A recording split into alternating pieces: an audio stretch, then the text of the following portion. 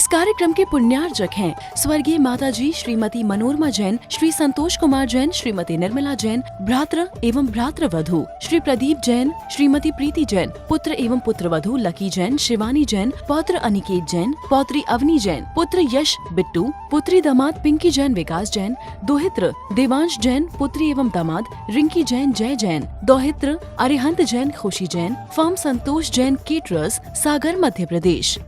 समाधि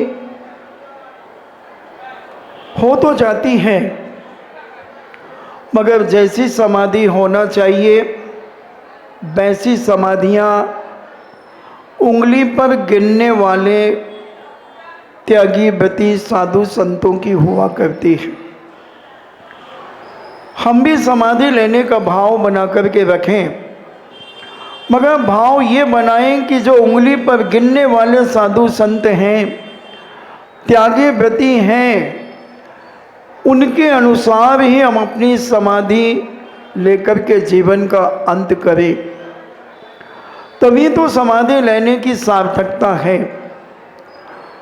और अगर हमने कसायों के साथ समाधि ली, अहंकार के साथ हमने समाधि ली, चार लोगों से वाहवा लूटने के लिए समाधि ली, ख्याति लाभ पूजा के लिए अगर हमने समाधि ली, तो वो समाधि नहीं होगी, एक मरण होगा। और उस मरण में आर्त ध्यान और रौद्र ध्यान के प्रभाव के कारण हमारी दुर्गति भी हो सकती है।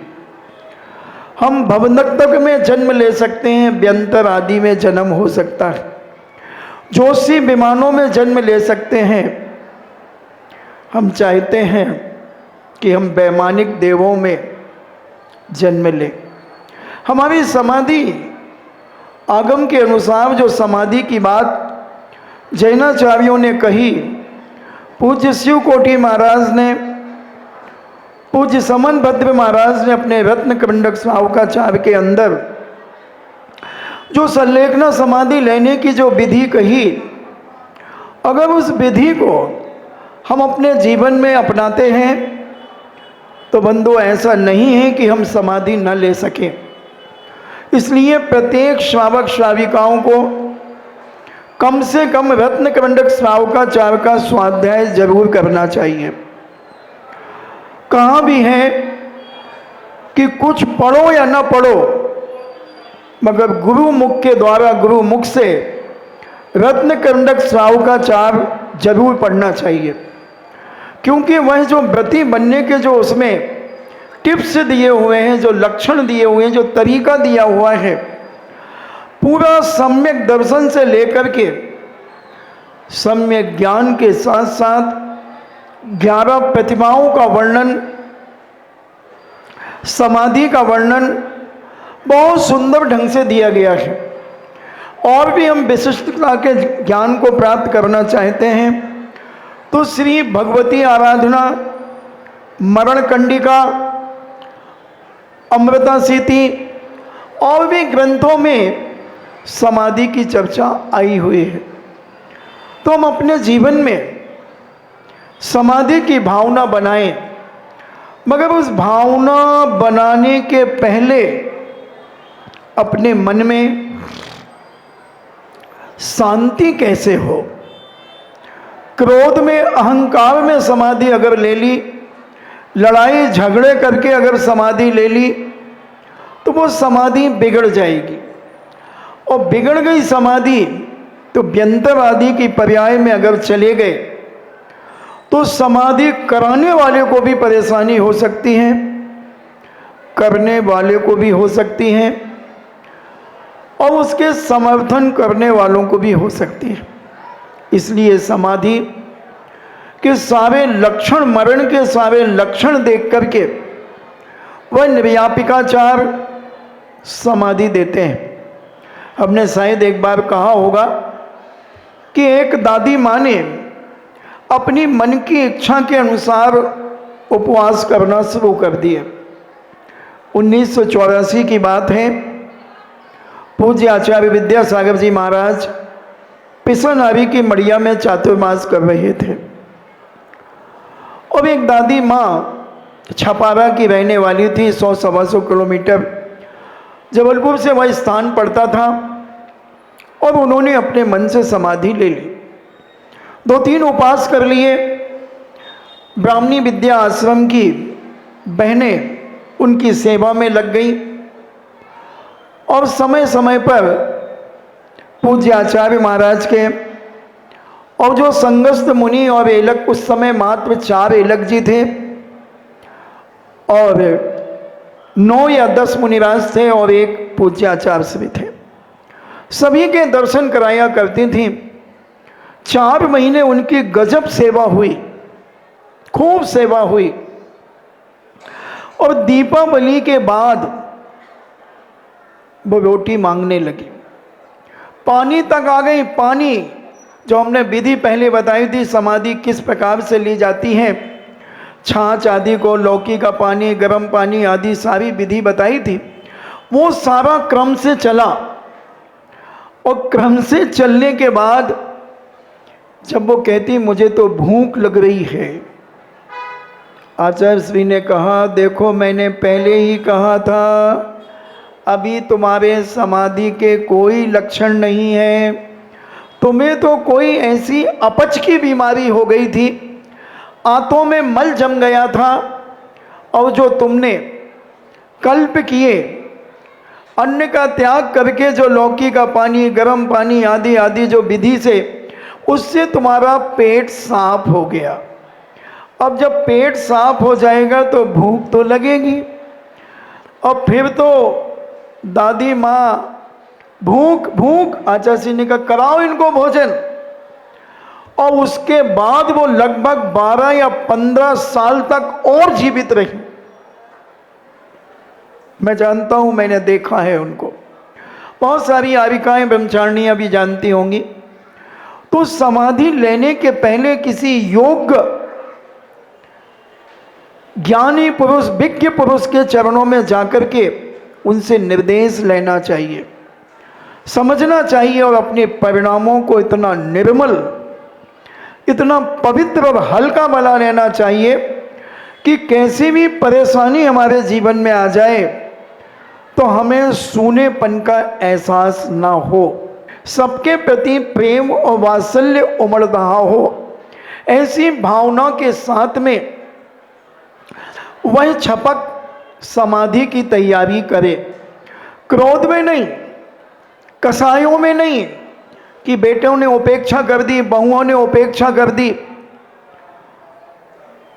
और हम अकेले गुस्से में आकर के किसी के पास 4 अपनी सहेलियों से संपर्क करके और उपास करना शुरू कर दिया। ये तरीका नहीं है। जैन दर्शन पलायनवादी नहीं है। जैन दर्शन कहता है मजबूरी में अगर कोई काम करोगे तो आप पलायनवादी कहलाओगे, भगोड़े कहलाओगे और भगोड़े के व्यक्ति की कोई वैल्यू नहीं होती है। इसलिए साधना, क्रम क्रम से साधना करना, और समाधि में सबसे बड़ी अगर कोई साधना है तो मन वचन काय की साधना हुआ करती है।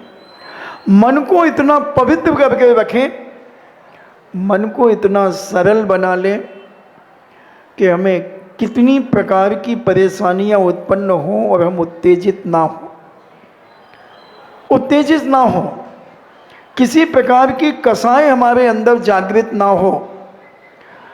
ठीक है, कुछ घटना दुर्घटना घटती भी है तो थोड़ा सा कर्म सिद्धांत को अपने जीवन में लेकर के चलें, कर्म सिद्धांत को समझने का प्रयास करें कि कर्म कहता है जो भी तुम्हारे साथ हो रहा है, अच्छा या बुरा, ये तुम्हारा किया हुआ कर्म है। और ये ज्ञान जिसे हो जाता है वो कभी विचलित नहीं होता, वो परेशान नहीं होता, दुखी नहीं होता, प्रसन्नता का अनुभव अपने जीवन में करता चला जाता है। हमें लगता है कि उन्होंने ऐसा कर दिया, वो हमारे साथ ऐसा कर रहे हैं, ऐसा नहीं होता है। मैं आपसे पूछना चाहता हूं,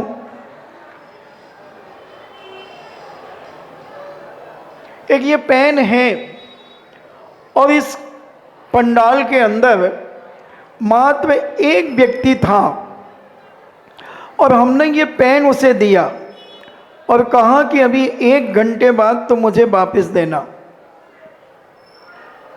ठीक है, पूरा पंडाल खाली था और एक व्यक्ति था, उसको मैंने दे दिया।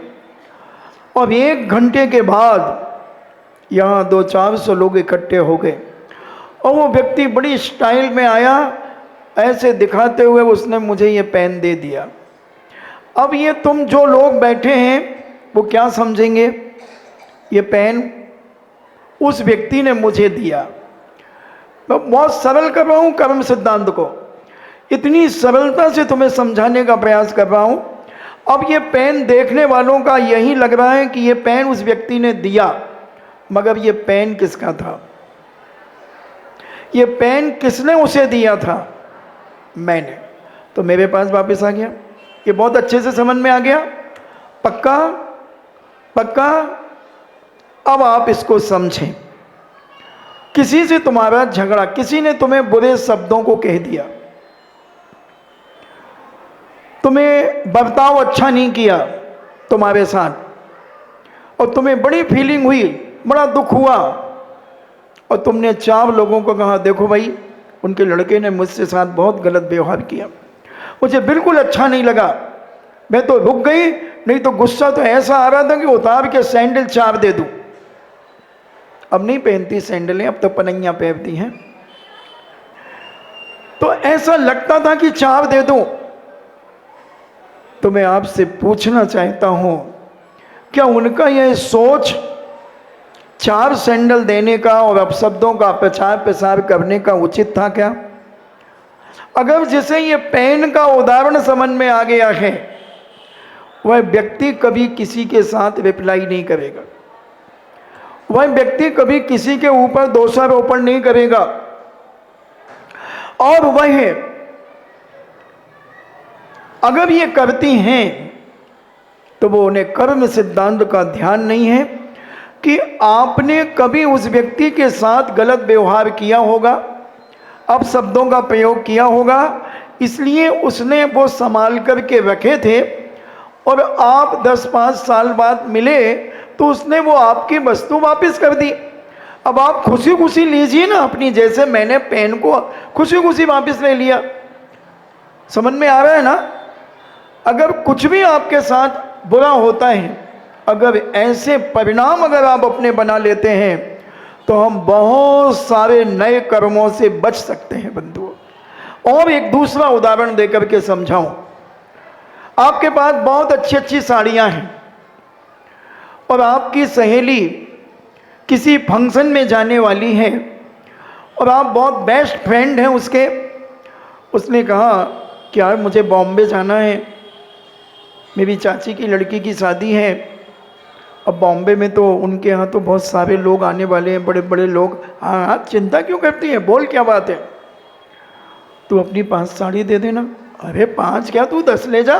अब उसने अपनी अलमारी की चाबी उसे दे दी, खोल ले, और देखा हैंगरों में एक से एक साड़ियाँ टंगी हुई थी, बिल्कुल ड्राई क्लीन होकर के टंगी हुई थी। और उसने कम से कम 50 साड़ियाँ एक अलमारी में, बहन जी के पास 5-7 अलमारियों में साड़ियाँ भरी हुई थी।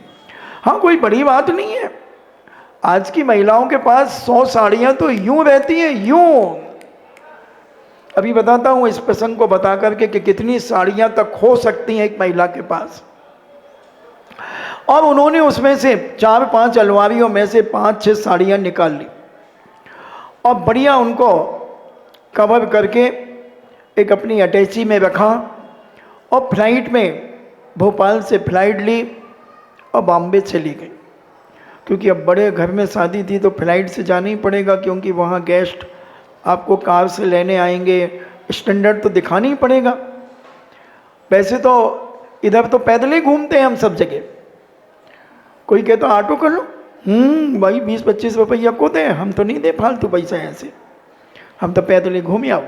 बहुत अच्छा है उनको, मैं गलत नहीं कह रहा हूँ, जो पैदल चलते हैं मैं उनसे बहुत खुश हूँ, बहुत खुश हूँ, पैदल चलना ही चाहिए। अगर पहला सुख निरोगी काया, अगर अपने जीवन में निरोगी काया चाहिए है बंधुओं, तो जितना पैदल अपने जीवन में चलना चाहिए, और नंगे पैर चलो तो और अच्छा है, क्योंकि हमारे इस पंजे के अंदर पॉइंट होते हैं, 700 पॉइंट होते हैं दोनों पंजों में, और जब हम चलेंगे तो कोई ना कोई कंकर आदि उन पॉइंटों पर चुभते हैं, तो बहुत सारी बीमारियों का निवारण होता है। मॉर्निंग वॉक तो करना ही चाहिए, कम से कम 10,000 कदम प्रतिदिन व्यक्ति को चलना ही चाहिए, अगर स्वस्थ और फिट रहना है तो। नहीं तो चाहे जब अनफिट हो जाओगे। कहाँ है पापा? वो बीमार है थोड़ा, उनका स्वास्थ्य ठीक नहीं है। अच्छा, हाँ, डॉक्टर ने अनफिट घोषित कर दिया उनको। क्यों कर दिया पता नहीं है पापा, घर से निकलते नहीं, और निकलते तो सीधे कार से निकलते हैं, एक कदम पैदल नहीं चलते, और खाने के लिए तो इतना उनका, वो क्या बताएं, उनके पेट में तिल है ना, और जिसके पेट में तिल होता है वो बहुत बड़ा खबोड़ा होता है, उसको खाने का बड़ा शौक होता है, अच्छी अच्छी चीज़ें बहुत खाता है। अब आप चेक कर लेना घर जाके, यही मत कर लेना। हम तो फेंक देते हैं पत्थर, जो हेलमेट लगाए रहता है उसका बच जाता है सिर, और जो हेलमेट नहीं लगाए रहता उसका फूट जाता है सिर।